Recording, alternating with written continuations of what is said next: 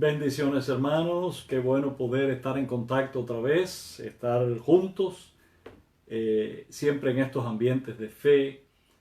Son fundamentales para la vida nuestra, porque cuando nos reunimos en un ambiente de fe, Dios responde para ministrar y para ayudarnos y para hacer cosas grandes, a veces inesperadas en nuestra vida. Así que yo quiero que usted anticipe este tiempo que vamos a estar juntos como un tiempo de poder. El apóstol Pablo decía que el reino de Dios no consiste en palabras, él quería decir palabras solamente, sino en poder. El reino de Dios es poder. O sea, es el ámbito donde el poder de Dios se manifiesta para hacer grandes cosas. ¿Y qué es lo que hace el poder? El poder transforma.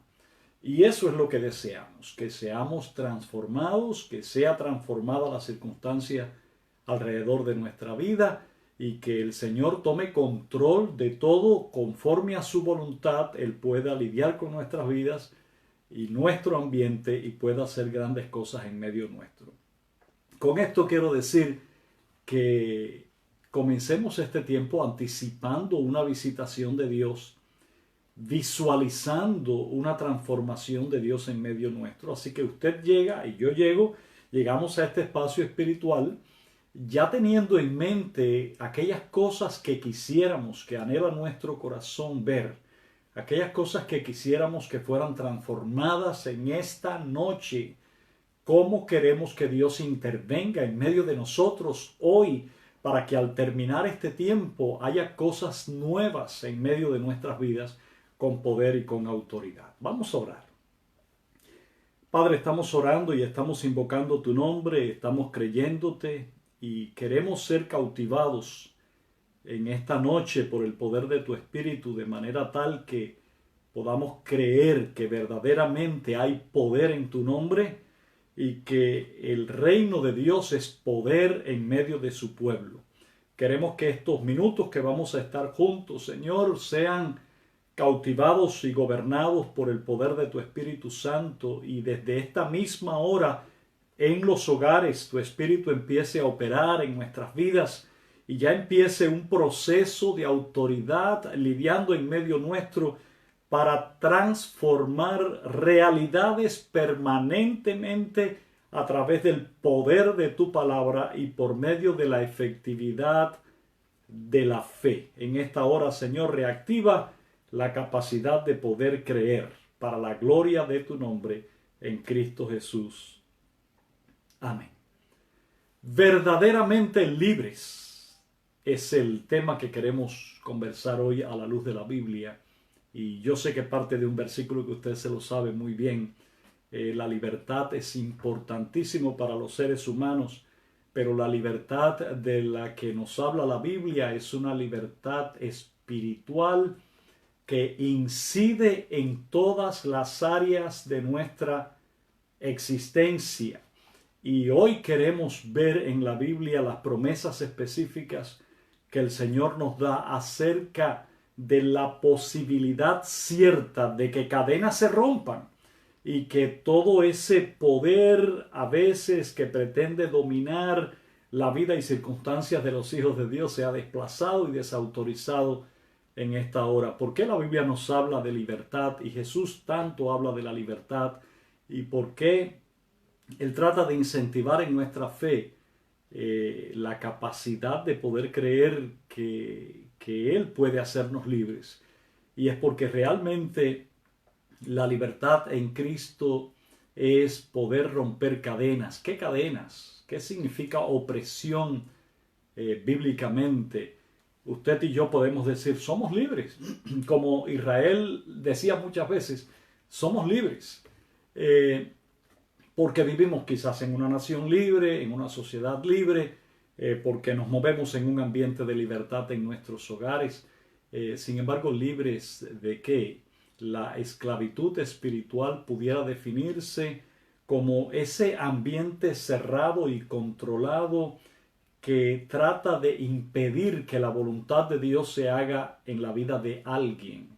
Es esa potestad, sin que necesariamente podamos identificar la liberación siempre como echar fuera un demonio que está haciendo evidentemente desastres en la vida de una persona, y verlo también como esa potestad espiritual que incide en el ambiente y en las circunstancias donde alguien se mueve y que impide, sin saber cómo, que fluya la voluntad de Dios, y para decirlo en otras palabras más comprensible, que impide que las cosas nos vayan bien. Bueno, en el mundo que vivimos y en el mundo muy natural, las cosas a veces van mejores que otras.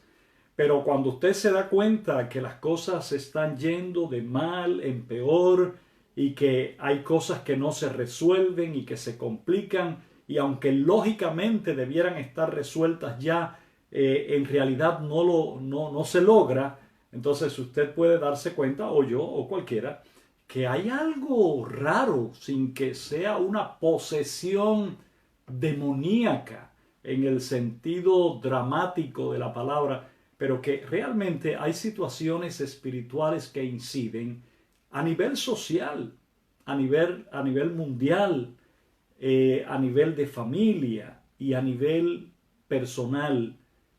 Sobre eso habló Jesús. Quizás usted esté pensando algo y otro hermano esté pensando en otra cosa, y cada uno en esta noche esté identificando de forma muy particular aquellas áreas donde verdaderamente pudiera haber alguna incidencia de atadura espiritual sin saber ni siquiera cómo explicarlo, pero que se ven obstáculos obstinados, obstruyendo el fluir de la vida, impidiendo que las cosas fluyan y caminen como Dios quiera. Ahora, la gran noticia, y esa es nuestra parte hoy, podernos mover en una reflexión, cosas que usted sabe, pero repasarlas juntos, porque otra vez no queremos quedarnos en palabra.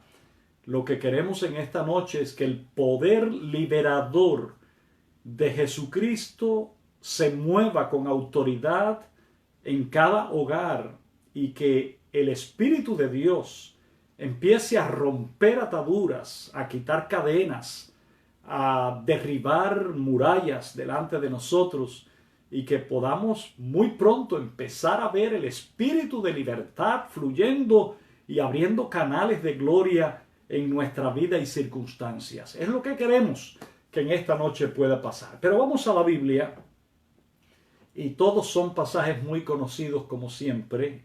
Yo le invito a buscar en Lucas capítulo 4, el versículo 18. Fue aquella oportunidad que Jesús estuvo al estar en la sinagoga de Nazaret, de abrir la Biblia y leer la porción del Antiguo Testamento que correspondía, y Jesús se atribuye esa profecía a su propio ministerio. Lucas 4, 18. Espero que ya usted esté ahí con su Biblia preparada. El Espíritu del Señor está sobre mí. Ese era Jesús leyendo la profecía y atribuyéndosela a él mismo.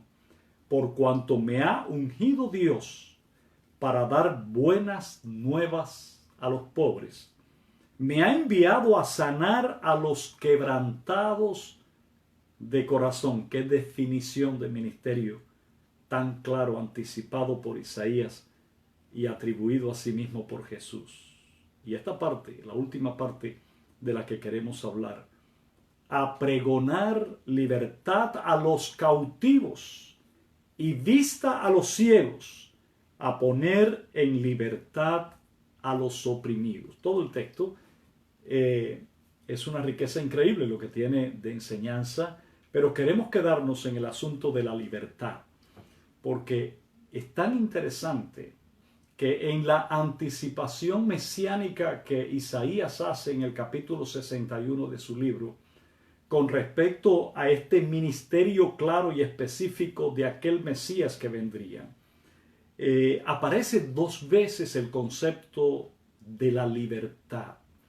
Por eso yo estoy seguro que la intención de Dios en esta noche es transmitirnos una verdad poderosa que tiene que ver con la liberación, no tanto de cosas evidentes con las que podemos lidiar, sino con la asolapada acción de ocultar intenciones del enemigo para frenar, obstruir y ocultar la gloria y el resplandor de Dios en nosotros. Es la liberación de esas cosas. Ahora, dice Jesús que Dios le había ungido, el Espíritu de Dios, en primer lugar, estamos en Lucas 4:18, para pregonar libertad a los cautivos. ¿Qué es lo que es pregonar? Para anunciar, en primer lugar, anunciar buenas nuevas. Esos son buenas noticias. Ese es el Evangelio. Recuerde, Evangelio significa buenas noticias. Buenas noticias de Dios permanentemente se transmiten en su palabra a través del Espíritu Santo para decirte a ti en esta noche que hay provisión abundante, específica, personalizada de Dios que tiene que ver con tu vida abundante. Y todo lo que aprisiona tu vida, obstaculiza tu camino, todo lo que estorba para que la luz de Dios ilumine tu vida y tu familia, se desautoriza a través de la promesa de Dios que no muere. Y Él lo ha dicho, pregonar libertad a los cautivos es el primer paso, porque el pregonar, el anunciar, el proclamar produce fe. La fe es creer lo que nuestros oídos escuchan. Buenas noticias, buenas nuevas. Él ha venido en primer lugar para decirte que las cadenas se van a romper, que los obstáculos se van a quitar, que la tristeza se va a desvanecer, que toda duda se va a quitar en el nombre poderoso de Jesús. Fíjense qué hermoso en la definición propia que Jesús hace de su ministerio.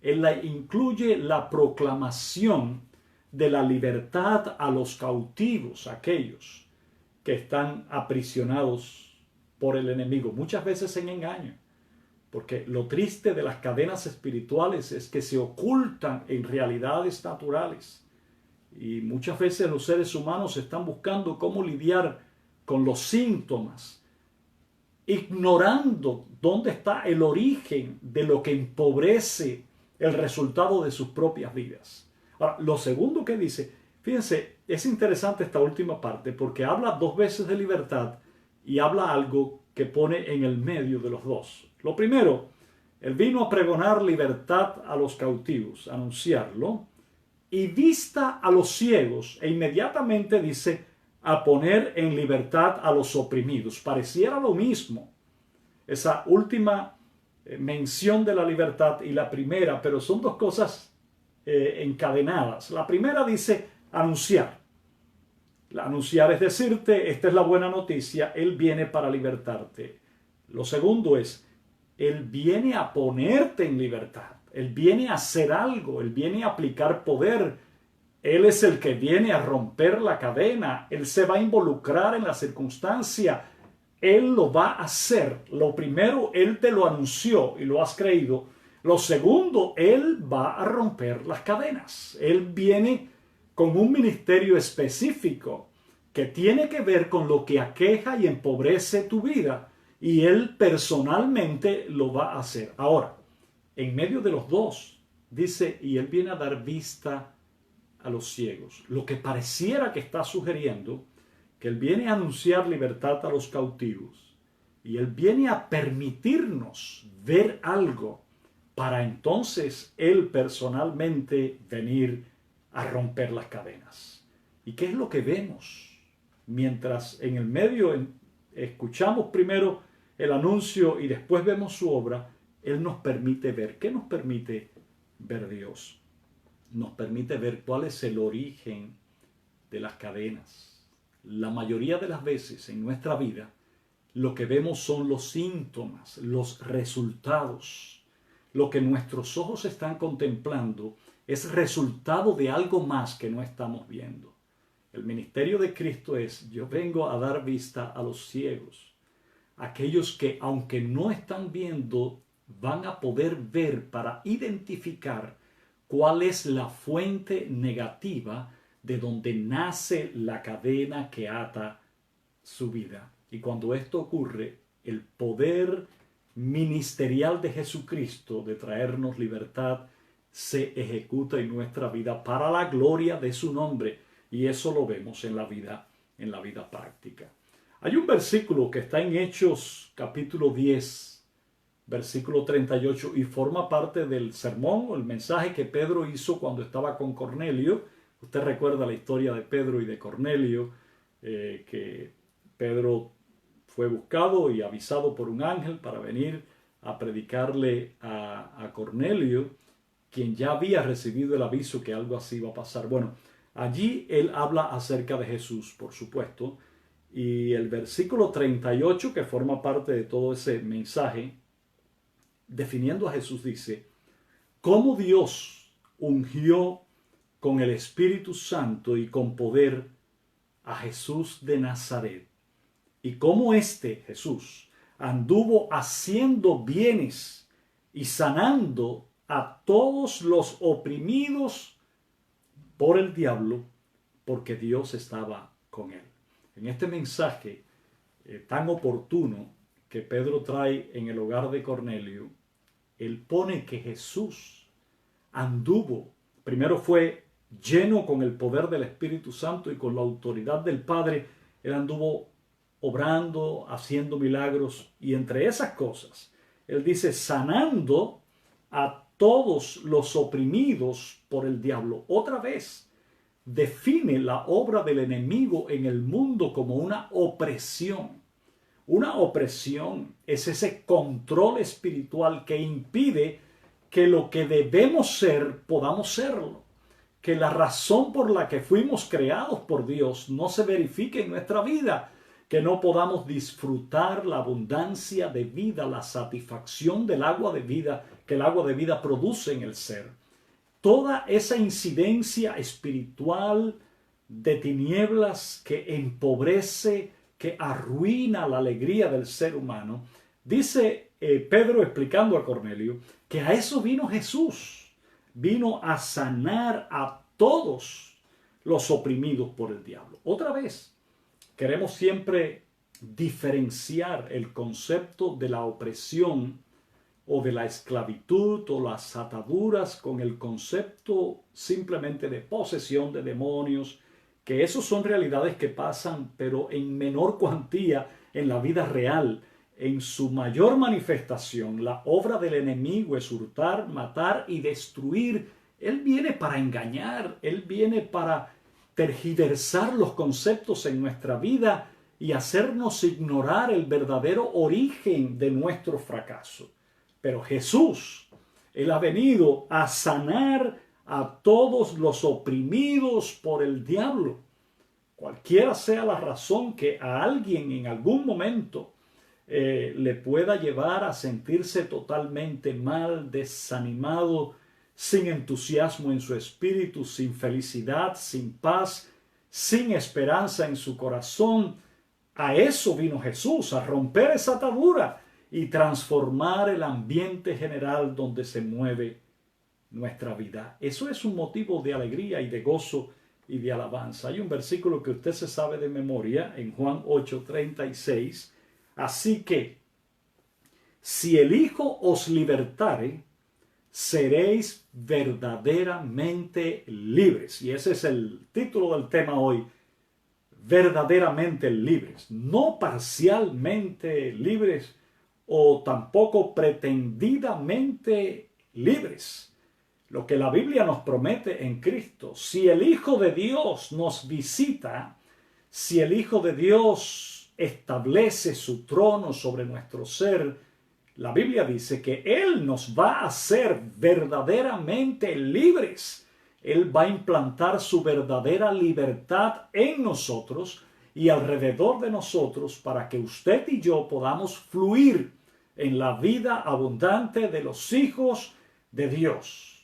Lo que no quiere decir que no va a haber problemas, que no va a haber enfermedades, que no va a haber circunstancias difíciles. Habrá todo eso, pero debajo de todo eso habrá un fundamento de libertad inigualable, una certeza plena de que pertenecemos a Dios y de que solo Dios controla las motivaciones de nuestra vida y que nuestra esperanza es cierta y que el poder nunca nos abandona, eso es sentirse totalmente libres a través del ministerio de Jesús. Quiero leerle un pasaje que también yo sé que ha leído muchas veces y es uno de los milagros de Jesús que nos ilustra su ministerio con respecto a la liberación. En Lucas capítulo 13, empezamos en el versículo 11. Ahí lo tiene, Lucas 13, 11. Y había allí una mujer que desde hacía, escuche esto, 18 años tenía espíritu de enfermedad y andaba encorvada y en ninguna manera se podía enderezar. El versículo 12, cuando Jesús la vio, la llamó y le dijo: mujer, eres libre de tu enfermedad. Él vino a proclamar libertad a los cautivos. Y él le dijo a la mujer, él proclamó sobre la mujer: mujer, eres libre de tu enfermedad. Ahora, mire lo que dice el versículo 13. Y puso las manos sobre ella, y ella se enderezó luego y glorificaba a Dios. El versículo 12 decía que él proclamó la libertad. El versículo 13 dice que él la hizo libre. Las dos cosas, Dios puede hacerla. Y de hecho la hace el día de la conversión, porque el día de la conversión nos libra de la condenación, nos libra del pecado, nos libra de todo lo que viene producto del pecado en la vida nuestra y nos salva y nos redime. Pero en el resto de nuestra vida, Él sigue siendo el libertador. Él es el que viene a proclamar y a ejecutar las dos cosas. Queremos que en esta noche Él profiera una palabra de autoridad sobre tu vida y sobre tu hogar, sobre tu problema. Que Él dé esa orden, que haya un sonido en su voz que quebrante esa autoridad que intenta empobrecer la alegría de tu corazón. En segundo lugar, en esta noche queremos que Él ejecute su obra perfecta de liberación y con sus manos Él rompa las cadenas. Usted sabe lo que pasó a aquella mujer que estaba encorvada, en ninguna manera se podía enderezar durante 18 años. Fue una esclavitud de mucho tiempo. El versículo 16, seguimos adelante, después que los fariseos reaccionan porque era día de reposo y ellos no se sentían bien con que Jesús sanara ni el día de reposo ni cualquier otro día, pero el día de reposo era la justificación. El versículo 16, Jesús explicando, dice: y a esta hija de Abraham, que Satanás había atado 18 años, no se le debía desatar de esta ligadura en el día de reposo. Así que Jesús dice que el enemigo y su mundo espiritual, en el cual este mundo está tan envuelto, está mucho más contagioso que los virus. Es el mundo del enemigo, del pecado, del engaño, de la seducción del pecado. Por 18 años la había mantenido encorvada. Ahora, busquemos el símbolo en la vida de ella. Estaba encorvada y esto de alguna manera quiere decir que el enemigo la mantuvo mirando hacia abajo. Y de ninguna manera también nos intenta decir que muchos quisieron ayudar. Muchos quisieron romper esa atadura, pero no pudieron. Por eso insiste que de ninguna manera se podía enderezar. Por lo tanto, sus ojos no se levantaban. No podía mirar a Dios. Estaba mirando hacia abajo su propia tristeza, su propio desaliento, su fracaso, su desesperanza. Todo el tiempo, esa es la intención del enemigo, que usted se mantenga mirando hacia abajo. Levante sus ojos. Contemple a Dios en su hermosura, porque hay promesas que tienen que ver con la vida suya. Y el enemigo quisiera que usted u otro no levantara su vista y se mantuviera mirando quizás en las noticias, en lo que pasa alrededor, tan solo lo que pareciera un desastre, una catástrofe, o lo que empobrece el resplandor de mi corazón. Pero Jesús llegó y proclamó y dijo: esto es palabra para ti.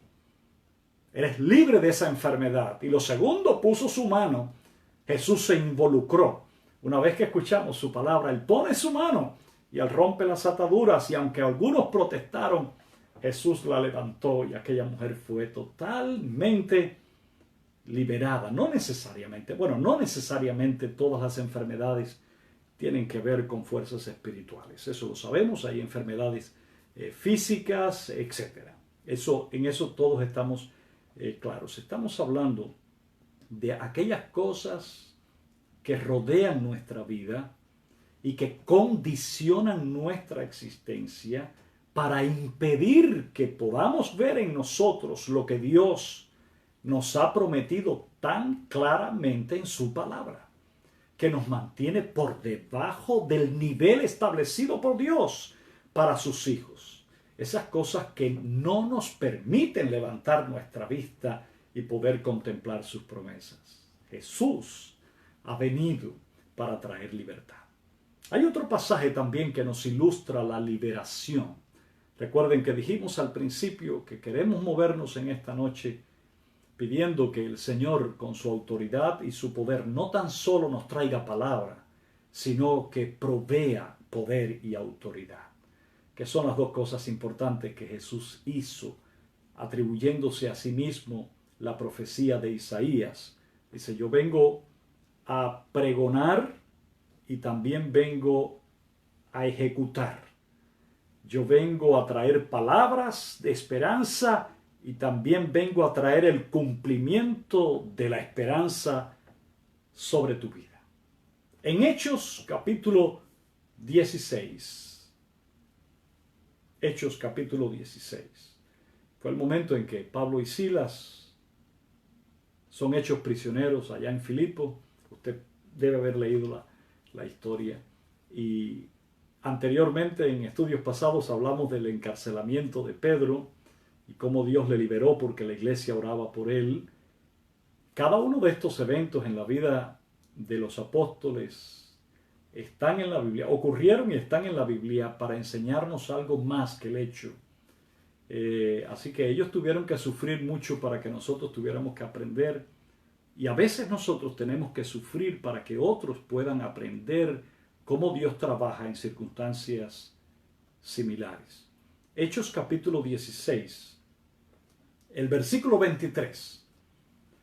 Después de haberle azotado mucho, y eso se dice muy rápido, pero azotado mucho es un suplicio profundo, los echaron en la cárcel, mandando al carcelero que los guardase con seguridad. Otra vez, prisiones, seguridad, impedimentos, imposibilidad. Versículo 24. El cual, o sea, el carcelero, recibido este mandato, los metió en el calabozo de más adentro y les aseguró los pies en el cepo. Esto sí se llama atadura. Esto sí son cadenas.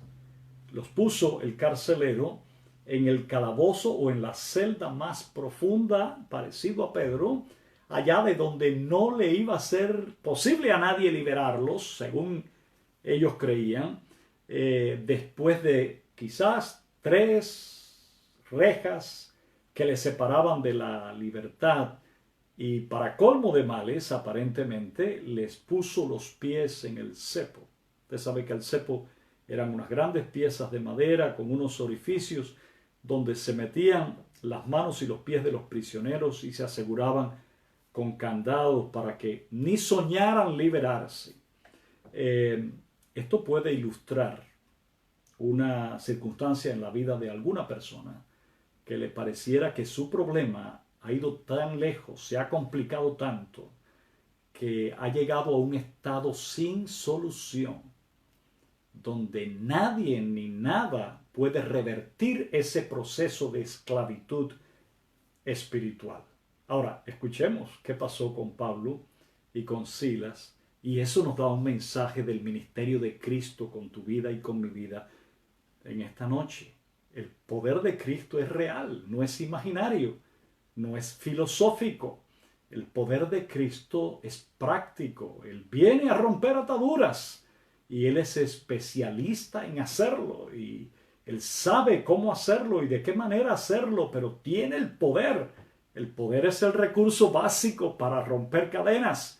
Él tiene la autoridad para traer libertad a tu vida, a tu familia, a tu entorno, a tu economía, a tu salud. Él puede traer esperanza, pero esperanza cierta. Por eso hablábamos de la paciencia como una anticipación certera, con confianza de que fiel es el que prometió. Él es fiel y Él lo va a hacer. No te rindas. Él va a traer esa provisión que tú necesitas. Y aún lo que no sabes es recurso y prerrogativa de Dios. Él tiene en su posesión muchísimas cosas espirituales y autoridad que no conocemos. Él puede desplegar fuerzas increíblemente grandes a favor de mi vida y de mi hogar. Él puede y quiere hacerlo. Y si tú puedes creer, todo es posible para el que cree. En el nombre de Jesús. No tiene que ser mañana, puede ser hoy. Porque el mismo que proclama es el que ejecuta, es Jesús. Él viene para cumplir sus promesas en tu vida y llenar tu corazón de esperanza y de victoria en esta noche. Ahora vamos al versículo 25. En el 24 todo quedó de una manera patética. Pablo y Silas azotado, encarcelado en la celda más profunda, con sus pies en el cepo. Eso hasta ahí es la descripción material, gráfica del suceso, como hacemos nosotros. Versículo 25. Pero a medianoche, pero. ¿Cuántas veces decimos después del pero es que las cosas cuentan? Pero a medianoche, a una hora que quizás nadie espera que pase nada, orando Pablo y Silas, cantaban himnos a Dios y los presos lo oían. Eso es increíble, ¿verdad? Esto hizo la diferencia. A medianoche habían sido azotados, estaban adoloridos, sus pies estaban en el cepo. ¿Qué pasaba en estos hombres? ¿Qué había?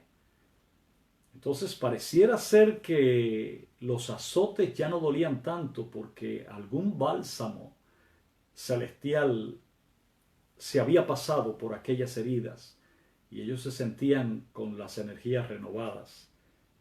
Y dice que hacían dos cosas. Una, oraban. Ya hablamos el miércoles pasado acerca del poder de la oración.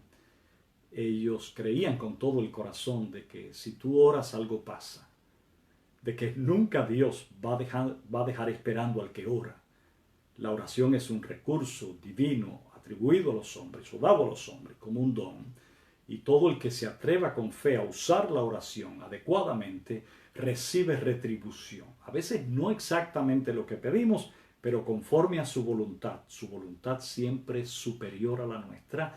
Él incide, Él bendice, Él llega. Y llega a tiempo. A medianoche, para muchos hubiera sido muy tarde esa hora, pero no para Pablo y Silas.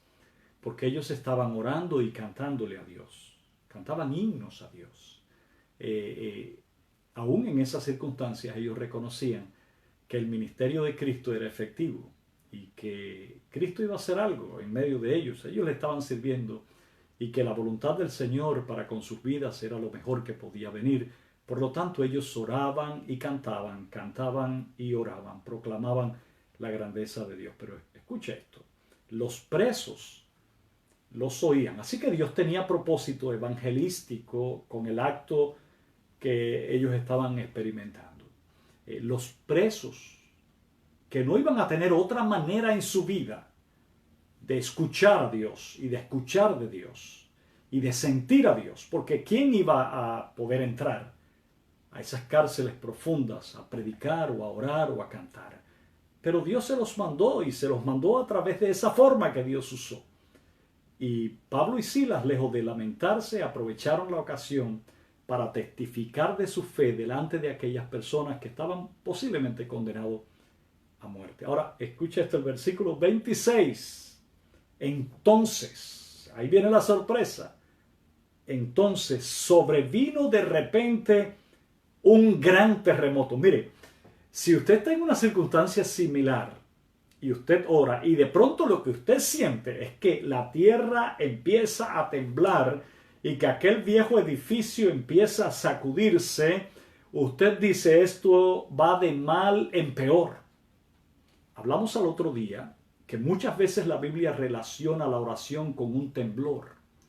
Y que el temblor en ese sentido es la manifestación de Dios con la intención de remover todas las cosas desde la base y romper la falsa organización de las circunstancias para Él a través de su espíritu organizarlo todo otra vez. Así que cuando usted ore por algo y las cosas se empeoran, no piense que se ha complicado, piensa que Dios está metiendo su mano.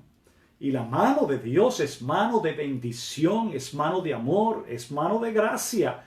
Y que Dios está removiendo cimientos que deben removerse antes que la bendición fluya como un río. Vino un gran terremoto. Estamos en el versículo 26, Hechos 16. De tal manera que los cimientos de la cárcel se sacudían. Eso fue fuerte. Y al instante, mire esto, al instante se abrieron todas las puertas de la cárcel, no solo las que ellos necesitaban para salir. Como los cimientos de aquella fortaleza se removieron, todas las puertas del edificio se abrieron porque basta una señal celestial para que no quede cerrada una sola prisión del enemigo en esta tierra. Él tiene el poder, Él puede hacerlo. Posiblemente usted haya enumerado en las circunstancias que usted pudiera tener las puertas que están cerradas. ¿No lo ha hecho nunca? No es solo una, Señor. Mira, se me cerró esta y se me cerró esta y se me cerró aquella. Así que esto es una imposibilidad. Porque en el caso que se me abriera esta puerta, pero si las otras están cerradas, usted no le enumere problemas a Dios, porque Dios no necesita establecer largos procesos para terminar obras grandes. En un solo temblor, Dios sacude los cimientos. Recuerden, Dios no va a los síntomas, Dios va a la fuente. Cuando Él estremece los cimientos del mal, se desactivan todos los procesos y mecanismos del enemigo de una vez y se les abren todas las puertas en un instante. Lo que usted ha pensado que es un proceso muy largo para que tenga buenas soluciones, si tan solo oramos y le creemos a Dios, Él puede hacer temblar los cimientos del mal y abrir todas las puertas de la cárcel. La última parte del versículo me parece formidable. Usted lo ha visto. Y las cadenas de todos se soltaron. O sea, cuando Dios se manifiesta sobre aquella cárcel con poder y autoridad y estremece los cimientos, se abrieron todas las puertas para todo el mundo en la visitación sobre Pablo y Silas. Y las cadenas de todos se cayeron. Cuando tus cadenas se caigan, se van a caer otras muchas cadenas en el nombre de Jesús. Él vino a pregonar libertad a los cautivos. Él vino a poner en libertad a los oprimidos. Quiero leerles 2 versículos para orar. Uno está en Isaías 51, 14. Quiero leerles solamente la primera parte del versículo. El preso agobiado será libertado pronto. Esa es la profecía. El preso agobiado será libertado pronto. Porque Jesús, el Hijo de Dios, es muy eficiente en cumplir su misión. Y su misión es venir a poner en libertad a los oprimidos. Eso es una buena noticia para todo el mundo en esta noche, cuando el poder de Dios puede irrumpir desde lo alto y hacer estremecer los cimientos de toda fuente del mal alrededor de nuestras vidas y desautorizar en un momento toda pretendida autoridad que el enemigo cree tener sobre los hijos que les pertenecen a Dios. Y todas las puertas, unas detrás de la otra, serán abiertas en el poder de Dios. Segundo de Corintios 3:17, porque el Señor es el Espíritu, y donde está el Espíritu del Señor, allí hay libertad. Amado hermano, hay muchas maneras de sentirse oprimido. Hay muchos tipos de cadenas espirituales. Hay cadenas antiguas y hay cadenas recientes. El efecto es el mismo. La imposibilidad para avanzar en la voluntad de Dios. La imposibilidad para vivir en el gozo del Señor. Lo que trata de controlar el ambiente donde nos movemos y hacernos creer cosas que no son. El Señor viene para traer claridad, para traer luz, para desautorizar esos poderes, para traer victoria poderosa a nuestra casa en esta noche con poder.